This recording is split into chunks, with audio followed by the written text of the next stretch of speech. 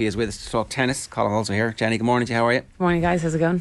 Pretty much as we anticipated in the men's, a routine victory in the end for Djokovic, with maybe one tiny glimmer for Tsitsipas, but yeah, safe to say, yeah. Yeah, Djokovic is still the dominant force on the men's side. No surprises there, really. He goes through the tournament, only drops one set.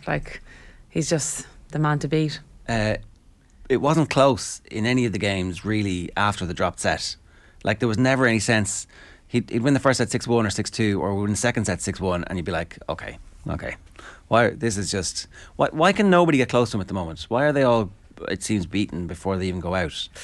Yeah, it seems that way. Just, I guess, the records he has, how good he is. Say, even just looking at the Australian Open, how good his results have been there. He's won his 10th Grand Slam there. It's kind of, or 10th Australian Open there. It's kind of hard to go up against someone who you know is in such form, who's so good at on his home slam, as we call the Australian Open, for Djokovic. It is a question for these guys, what do they need to do to beat him? I'm even pulling my own hair out, wondering what do these guys have to do? Tsitsipas had a great tournament. He looked really good throughout the 2 weeks in Australia. Comes into the final and he just looks like a mediocre player against him. Djokovic just seems to have this level above the rest of the guys. They can seem to tap into when he needs to, when the going gets tough. What about that 15-shot rally in the second set? Tsitsipas had set point against Djokovic.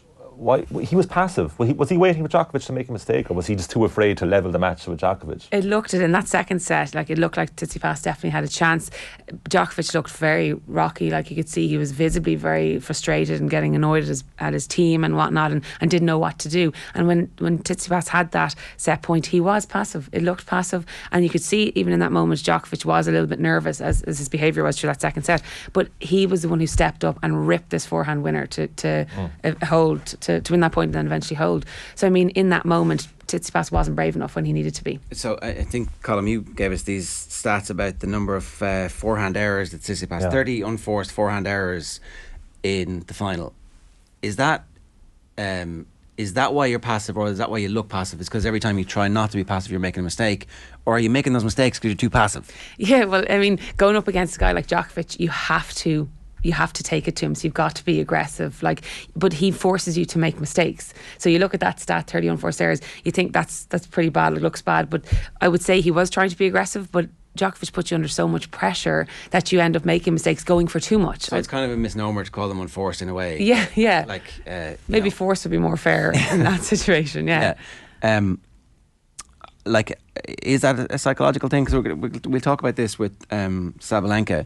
Is that a psychological aspect that he has, or is that just the power and consistency that Djokovic has? Because when you're in the middle of a game, right, and you're playing this and you realise that what you're doing is not working, how easy is it to kind of go, okay, well, I need to go for broke here? Well, you go out against a player, you shape your game about how you want to play initially. So every player has a plan A and a plan B, so you got to be able to try to adapt in the moment. But against Djokovic, you could throw the kitchen sink at him and it still doesn't seem to hurt him or have any effect on him. So the different players who come up against him play different styles, but it still is never enough to beat him. Whereas Tsitsipas came out yesterday all guns blazing, trying to play an aggressive game, took it to him, but just wasn't anywhere near him at the races yesterday. But Tsitsipas' strongest shot is his forehand, and Tim Henman kept on saying in commentary yesterday in Eurosport, if this is against any other player, Tsitsipas would make that shot, he'd make this shot. Djokovic sometimes doesn't have to play. It's all in the head of these players, and especially the Tsitsipas, Zverev, Medvedev team, that generation, those four, seriously talented players, but they have this inferiority complex against Djokovic and Nadal. Isn't it up to Carlos Alcaraz now to change everything? Yeah, I think if we were looking at those four you just mentioned there in a different era, these would be decorated stars of the game. But just because Djokovic and Nadal are still around, they're just not. They're not quite getting that fame that they deserve.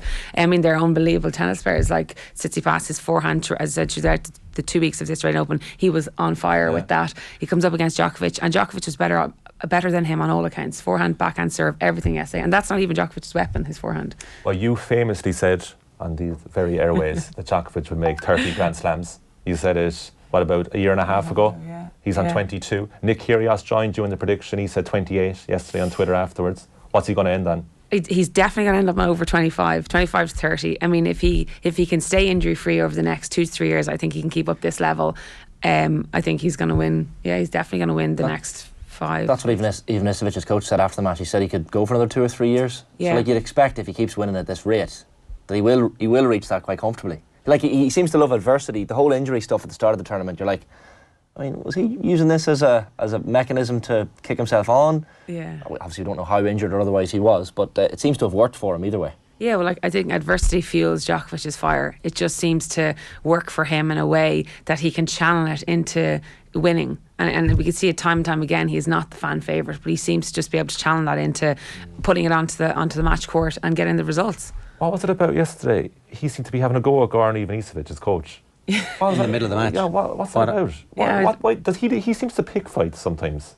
I think he was just looking for something yesterday in that second set. Like, things weren't going his way, and he said afterwards he was looking at Djokovic. You could see he was eyeballing him the whole way from the baseline to the sit down, and he was saying that he was looking for help. He didn't know what to do in that moment. This is new though, right? This is the first tournament where the coaches have been allowed to coach during the tournament.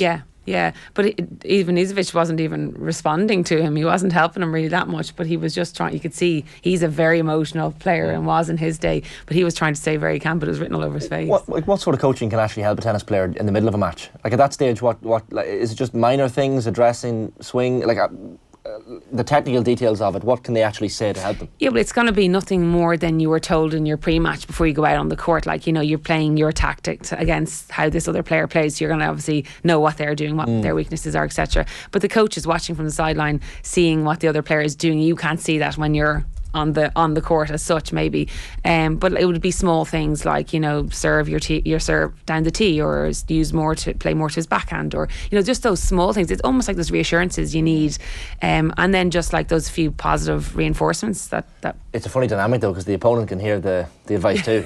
So it's like, well, go to his backhand, and the opponent can clearly hear it as well. Fair, not in Serbian anyway. Well, but yeah. Patrick Reed is in the lead at 18 under par. He's had a tap-in birdie after a brilliant chip on the par 5. McIlroy is on the fairway watching that happen.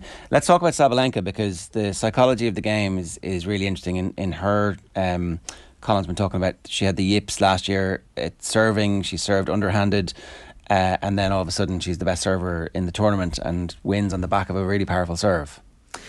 Yeah, there's a lot to that. Last year she had a dreadful year, serving the worst. Like, I think she had 400 double faults last year over the course of the year, which is like 100 more than the person next to her.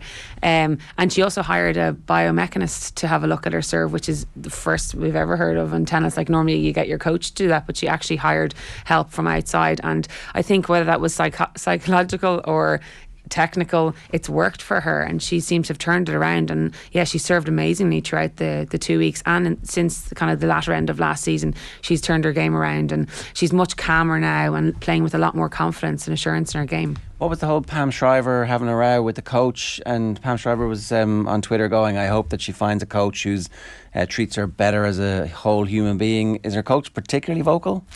Sabalenka, yeah.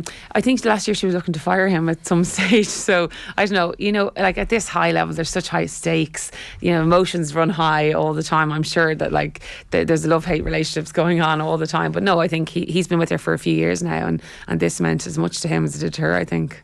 How do you change that psychology around the serving? Let's say, so the yips last year over 400 unforced errors, but she had 17 aces in this final. Like, so she obviously has a talent, but how do you go about changing that mentality from your own experience as well? Yeah, I guess, like, when you have the yips on, I remember. Did you ever have the yips? Well, on my backhand, I certainly had the yips, like, more so that's the toss and the serve. But on my backhand, I remember winning my first international tournament, and I couldn't hit a double-handed backhand. I sliced the whole time because I just had convinced myself I couldn't hit a two-hander, and then came back from winning that. So won my first international title. You think you'd be high as anything. That whole week after in training, I hit my double-handed backhand into the back fence for a week, and then it settled down mentally, just like calmed down, and went back to basics and was able to figure out, okay, look, there's nothing wrong with that, I can do this, trust yourself. And it seems that Sabalenka has kind of gone through that process. Obviously she's had the biomechanist in last year helping with her serve, but she even says herself she's now trusting her game, she believes in herself a little bit more, and she's now in those tight moments able to calm herself down and obviously work through those moments of nerves. I was reading as well that she spent a lot of time in between games in the gym to kind of take her mind off the tournament, if nothing else, obviously to help her physicality as well. But that sort of thing is crucial as well, that people forget how much downtime these players have, and how they spend that downtime in the middle of a tournament is fairly imperative. Yeah, and especially for Sabalenka, who's been to this stage, of the Grand Slams before. She's been in 3 semi-finals before and had 3 tough semi-final losses. And 2 of those you could put down to her mentality. She wasn't there. She got nervous. Her serve let her down in those tight moments. So yeah, those latter ends of the tournament when there's not that many players around, there's not that buzz there. You need to do things to keep yourself occupied and keep your mind busy. And she seemed to have done that very well this time. We kind of expected Swiatek to be the dominant figure in women's tennis, but maybe we're wrong. There's not going to be a dominant figure. There's going to be loads of players who come and have a 12, 14, 18 month period who win during that period where they're kind of cresting to a peak. And that's what's going to happen over the next couple of years until somebody does emerge who is like the new global superstar. Well, I think we were all talking about Swiatek, and Swiatek does have that talent to be the number one, and we definitely can't counter out yet just with a few bad tournaments, especially when coming into the clay season now. I think she'll prove her dominance there. If Sabalenka can keep up this level that she has been showing the last month or two, she will be a dominant force, but it's whether she can keep that up. When it comes to the big tournaments like the Grand Slams, can she maintain that level? But at this level, she's scary good.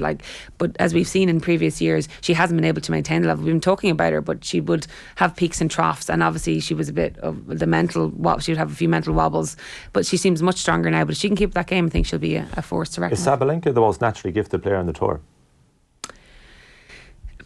I think her and Rybakina are up there with that. They have this raw power. Look at the two of them. They're 6 foot tall, but they don't look necessarily as strong as, let's say, Williams, and they play very much like Williams, but they have this raw power that they seem to be able to generate, which is something not all the players have. That they have to work on that a lot. Using a biomechanist would suggest it's not natural either, that it's this is fully worked on, that there's it's not pure talent, it's science as well.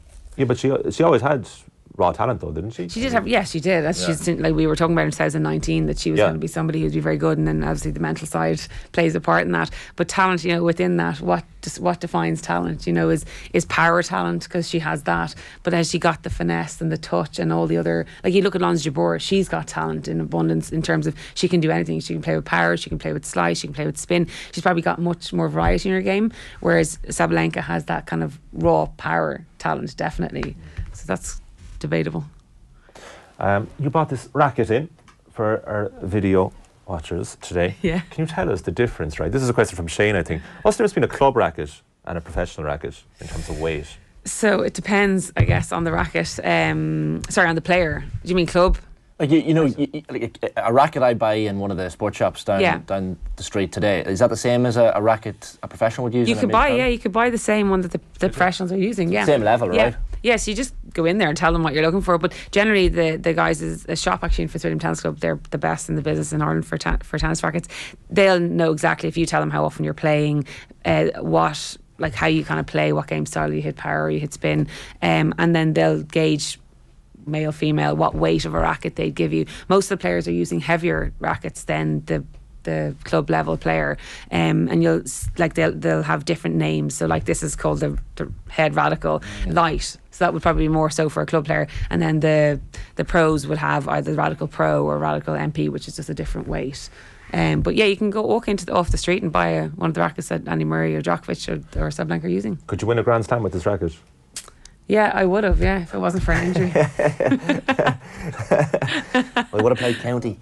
Yeah. That's a Radical Light. You play with the light. This is the light, yeah. I'd been using that after an injury because of the elbow. I wasn't able to use the heavier racket. Okay. So this is the one. Where's the weight distributed? So again, depends on the racket. So normally you can test if you a lot of That's rackets. very light though, isn't it, Colin? It's very so light. light. Yeah. So you can see there if you weigh it up, the head is slightly heavier. Some of the other rackets, if they will sit that obviously doesn't, but some of them will sit like that, which means it's evenly distributed. But there it's head heavier. This is a stupid question. There's no way, you hear in cricket and rugby balls getting tampered with, and even in hurling as well. There's no way to make that racket better for yourself. There's nothing you can put in your hands to get better grip or tighten the strings ever so Well, you can. There's always little things you can toy with. Like you can put little weights around. Like they have these little lead tape that you can put around to make the racket a little bit heavier if you want it to be head heavier. Because then your follow through, obviously you have to drag a bit more through or accelerate a little bit more through, and that'll give you a bit more punch on it. You can. Yeah, the strings is a big thing. Like there's so many different types of strings available to the players, and depending on the heat, depending on the balls, that will all affect the tension of the strings that they're using. And that's all legal though. You can do what you want. All of that's allowed. Yeah. Very Just good. don't put a hole in the middle of your racket. That's the key to it. Crucial. Well, just make sure you're hitting the middle of the racket every time, the sweet spot. Yeah. That's mad. I didn't realise you could go in. There's not many sports you can go in and buy the exact, like Murray could have that racket. Yeah. I always thought there was this magic racket that all the pros had. But then they smash them up so often, you're like, well, they must have loads of them. Yeah, they do. Like they carry between 6 and 12 rackets in their bags. Yeah, all with kind of some of the same and some with different tensions depending on like if they start off in the daytime and then ends up in the nighttime, they'll have different tensions in the strings and that's why you see them changing their rackets. When ever notice when the new balls they change the rackets, so that's changing the tension in the strings then to suit the faster ball. All right, Jenny, good stuff. Thanks a million for joining us. Thank you guys. It's